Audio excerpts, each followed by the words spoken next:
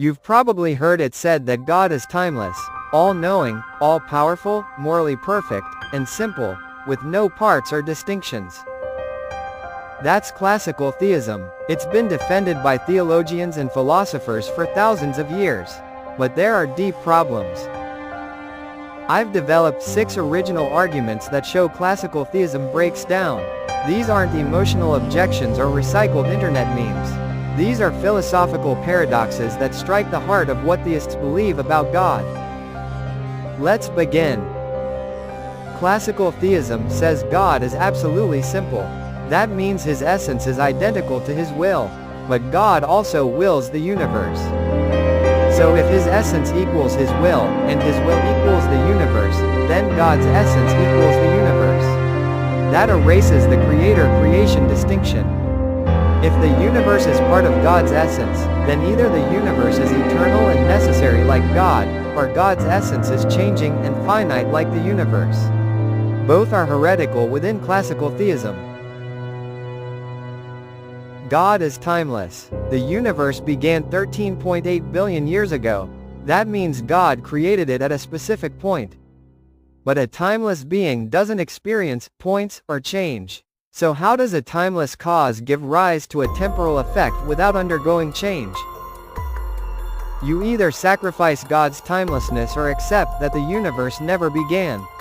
Either way, classical theism collapses.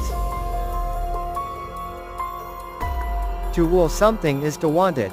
Wanting implies lack, but God is supposed to be perfect and lacking nothing. So how can he will to create the universe without having a deficiency that creation fills? If God lacked nothing, creation must be unnecessary. So why does it exist? Either God had a need, which is imperfection, or his act of will is gratuitous, which makes morality arbitrary.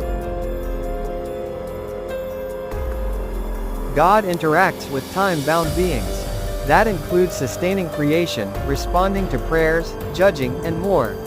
But relationships that change over time imply change in God. That contradicts immutability. So either God doesn't relate to us, which kills all theology, or he changes, which violates classical theism.